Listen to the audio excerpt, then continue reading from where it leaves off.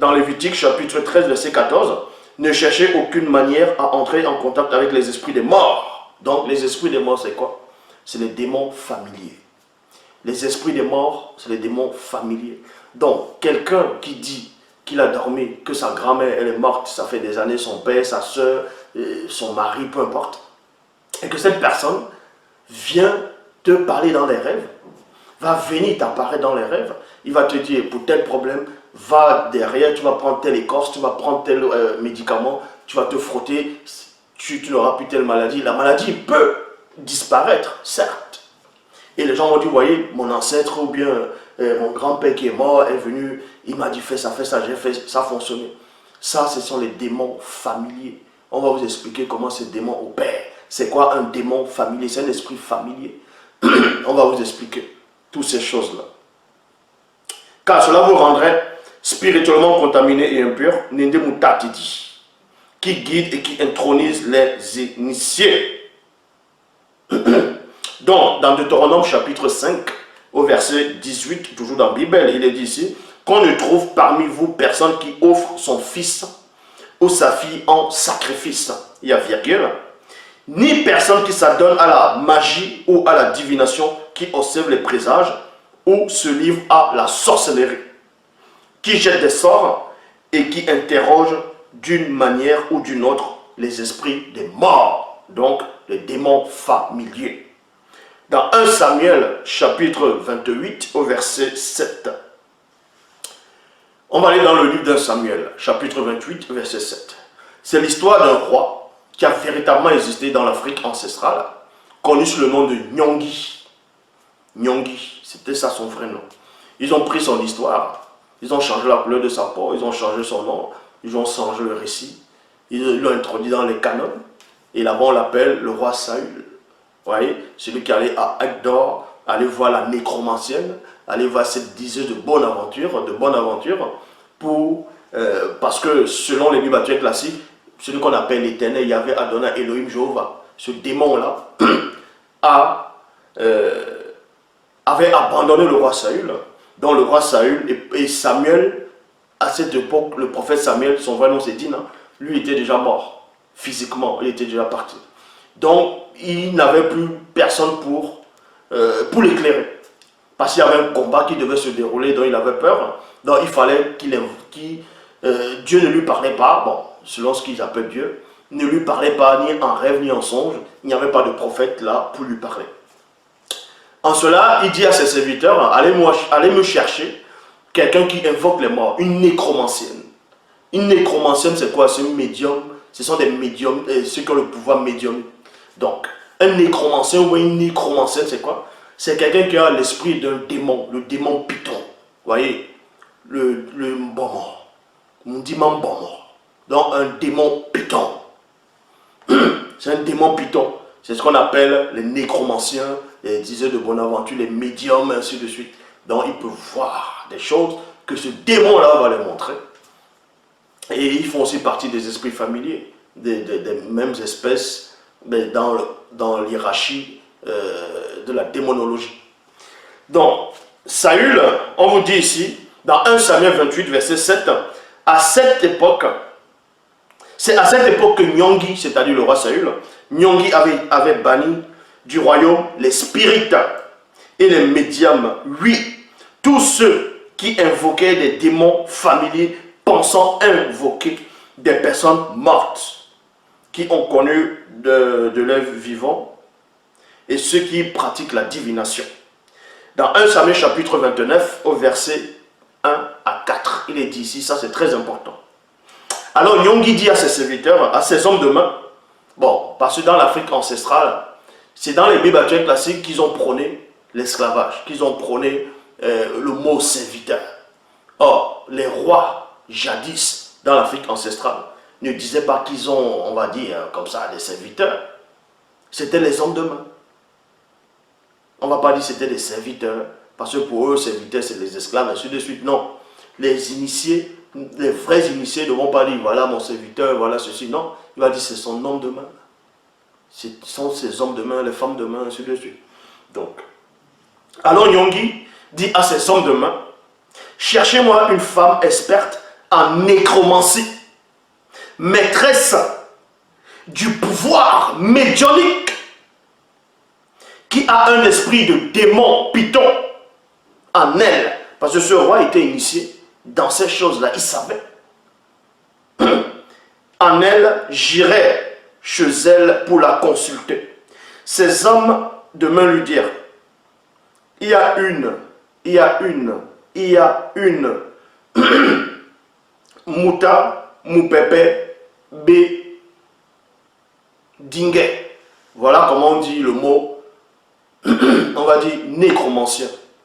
La nécromancie, donc tous les mots qui existent, que ce soit les appellations, les titres, tout ça, ça existe dans la langue originelle, dans la langue douala, le douala ancien.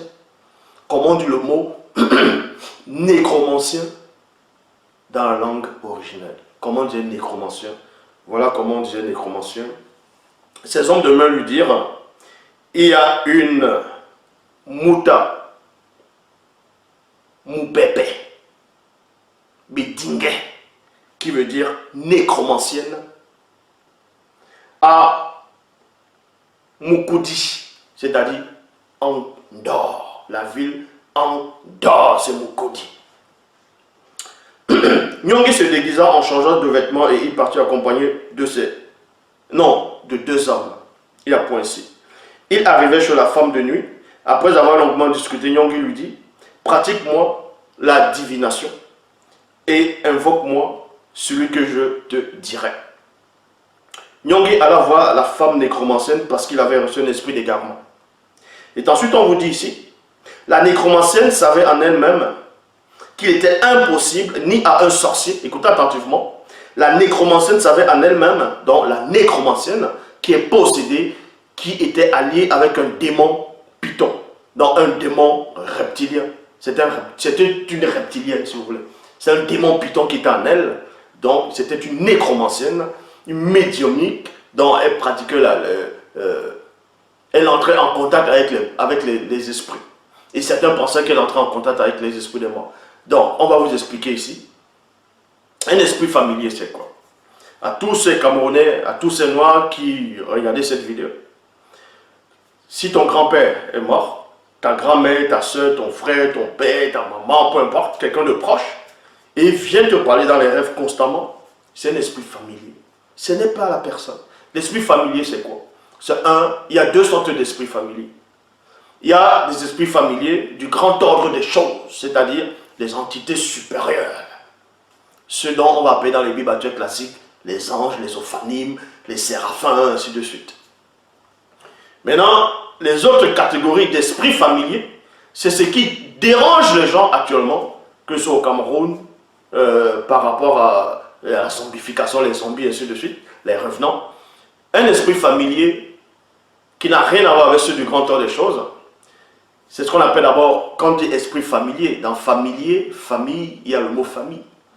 Ce sont des démons qui sont attachés à une famille, qui sont attachés à un clan, qui sont attachés à une tribu. Ce sont des démons, premièrement. Ça veut dire quoi? Vous pouvez être en famille. Le grand-père est dans des pratiques, il est dans des choses, il a un démon totem, un démon, un génie. Il a un démon qui le guide. C'est ce qu'on appelle l'esprit familier. C'est-à-dire ce démon-là, il va introniser votre grand-père, il va, bref, dans la famille, il y a toujours un démon, puisque les gens vont faire l'étude de maraboutage, ils vont faire l'étude de le femme-là, ainsi de suite. Il y a un démon qui s'attache dans la famille. Et quand celui qui avait ce démon-là meurt, écoutez attentivement, quand la personne meurt, il va dans ce qu'on va appeler Mundima Kwedi. Donc, on traduit ça dans le séjour des morts. Et là-bas, il n'est plus conscient. Et oui, il n'est plus conscient. Parce qu'avant de naître dans le visible, il n'était pas conscient. Donc quand tu meurs, c'est pareil. Tu n'es pas vivant de l'autre côté. Donc arrêtez d'écouter ceux qui se disent des bonbocs. Ils vont vous dire non, les ancêtres sont vivants, ils sont en train d'écouter les gens. Ça, c'est un fantasme, c'est un mensonge. On va expliquer ces choses. À part seulement les initiés connus du grand ordre des choses, qui sont vivants quand ils quittent le visible. Donc, j'expliquais un démon familier, c'est donc un esprit familier. C'est quoi? C'est un esprit qui est attaché à une famille. que ce soit dans un quartier, dans une famille, dans un village, ainsi de suite.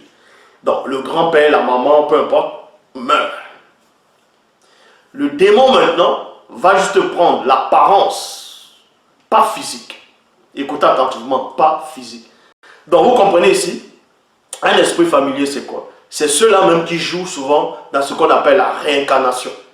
Et la réincarnation n'existe pas, je vous le dis ici. C'est les démons familiers qui sont dans le mensonge, dans ce qu'on appelle la réincarnation. Comme j'ai dit, un esprit familier, c'est quoi? Quelqu'un qui va mourir dans votre membre de la famille, ou un voisin, et un jour, dans les rêves, vous voyez cette personne vient vous parler constamment, et vous donne des conseils, ainsi de suite. C'est le démon familier qui va prendre l'apparence de la personne morte que vous avez connue, va prendre son apparence dans le spirituel, je dis bien dans l'invisible. C'est-à-dire que quand vous allez voir la personne, vu que vous n'êtes pas initié, vous allez penser que cette personne, elle est vivante, elle est réelle devant vous, elle est physique. Or, vous êtes en train de voir avec les yeux de votre esprit. C'est ce qu'on appelle la vision. Et ceux qui se disent les bambins, tout ça là, ils se trompent parce que beaucoup de personnes, même les yogis, ceux qui font le yoga, ils vont vous dire, ils vont vous parler du troisième œil. La notion du troisième œil n'existe pas. Ça, c'est l'antiphrase. Les gens pensent qu'il y a trois yeux. Que les deux yeux, c'est les yeux physiques, et le troisième œil, ils vont vous dire, c'est au milieu du front, comme les cyclopes. Et que le troisième œil, il voit le monde spirituel. Ça, vous êtes juste victime de votre propre ignorance. On ne dit pas le troisième œil. La notion du troisième œil n'existe pas. Je vais vous expliquer ces choses. L'homme est composé de 3 dimensions. Est-ce que vous comprenez? Il est dans 3 dimensions, dans 3 réalités. Il y a la réalité spirituelle, ce qui veut dire qu'il a un corps spirituel avec les yeux spirituels, il a 2 yeux, en fonction des créatures qui sont dans le grand ordre des choses. Donc, l'homme, dans 3 parties, il y a la réalité spirituelle, donc ce qu'on appelle la dimension spirituelle. Il a un corps spirituel. Donc, il a un corps spirituel, il a 2 yeux. Il y a maintenant la réalité astrale. C'est ce qu'on appelle le corps astral, donc l'âme. L'âme aussi a 2 yeux. Il y a la réalité physique qui est visible dans le physique. Vous m'entendez, vous me voyez? Et c'est un corps physique. Et il a aussi 2 yeux. Donc, vous voyez, j'ai 2 yeux. Maintenant, quand vous voyez des choses spirituellement, quand quelqu'un a vu des choses spirituellement, a vu des démons, a vu le monde des esprits, dans l'époque, au temps des initiés, ça s'appelle la vision. Donc, il voit avec les yeux de son esprit, avec les 2 yeux de son esprit, puis qu'il voit ce qui correspond à son monde spirituel, c'est-à-dire à un monde spirituel dont il a besoin d'un organe spirituel pour voir le monde spirituel. Mais les non-initiés ne savent pas. Ils vont dire ça, le troisième œil. Ça, c'est l'abus de langage. C'est l'antiphrase. C'est l'antiphrase. Il n'y a pas de troisième œil qui est au front. Ça, c'est faux. On dit, les Chinois font ceci, que sont au père là, il y a une boule là, dès que le soleil frappe, tu vois le monde des esprits. Ça, c'est un mensonge. Tous ceux qui croient à ce genre de choses, venez sortir de vos corps, venez m'affronter spirituellement. Je dis bien, il n'y a aucun homme sur cette terre, aucun de ceux qui se disent pasteur, révérend, bishop, sorcier, bambok, marabout, ou peu importe les titres que vous allez vous donner, il n'y a aucun homme sur cette terre qui peut se mesurer spirituellement à celui qui est en face de vous. Est-ce que vous comprenez? Donc, quand je dis des choses, je dis ce que je sais. Je ne dis pas ce que j'ai lu. Je ne dis pas ce qu'on m'a dit. Donc, je répète ici, un démon familier, un esprit familier, c'est quoi? C'est un démon qui prend l'apparence d'un défunt, qui apparaît à quelqu'un qui est déjà infecté. Parce que le démon n'apparaît pas comme ça. Si tu vois le démon, c'est parce que tu es infecté. Donc tu es déjà contaminé, tu es infecté. Soit, si tu n'es pas infecté, tu es un vrai initié. Donc, on t'a initié. Il va prendre l'apparence de quelqu'un, d'un défunt. Il va prendre l'apparence d'un défunt. Il va te donner peut-être des bons conseils. Mais les bons conseils, c'est quoi? C'est pour te mettre dans le mensonge. Et c'est ce qu'on appelle aussi la notion de la réincarnation. Au Tibet, et à l'époque, il y a un jeune qui est, bon, un jeune tibétain. Il dit qu'il se rappelle de sa vie. Certains disent que c'était lui, l'ancien Dalai Lama là-bas, qui a vécu à une époque, parce qu'il parle comme ce prêtre-là, il parle comme soi-disant le chef spirituel, il parle comme lui. On va dire, il se rappelle de sa vie, il avait la même connaissance. On va dire, oui, c'est la réincarnation. C'est la réincarnation. C'est pas ça la réincarnation. La réincarnation n'existe pas. Vous mourrez une seule fois, vous ne revenez pas. Ça n'a rien à voir avec ce qu'on va appeler Soumouane, dans ce qu'on va appeler Lazare, qu'on a ressuscité, il est revenu, certains qu'on va ressusciter. Ça c'est selon le grand ordre des choses. Mais quelqu'un qui est mort là, c'est fini. Vous voyez? Vous allez comprendre une chose. Ça là, c'est ce qu'on appelle l'écran. Ça c'est ce qu'on appelle l'écran, c'est opaque. C'est une télé. Bon, ça c'est physique. Le corps d'un homme, c'est ça. C'est comme ça, c'est physique. Et il y a ce qu'on appelle l'électricité. L'électricité va représenter l'esprit. L'électricité représente l'esprit. Maintenant, quand il y a le cordon là, il y a le câble, quand on va brancher sur le mur, donc il y aura une connexion entre l'électricité et les fusibles qui va allumer la télé. Dès que la télé s'allume, bam! Cet allumage là, on va dire les images, c'est ça qui va représenter l'âme. C'est ça qui représente l'âme. Maintenant, quand on débranche la télé de la prise, boah, ça se coupe. Mais vous allez allumer ça comment? Donc, c'est à peu près pour vous montrer, certains vont dire, on va rebrancher. Non. Puisque vous ne savez pas comment ça se passe quand quelqu'un meurt. On va vous expliquer ces choses si l'on va le permettre. Donc,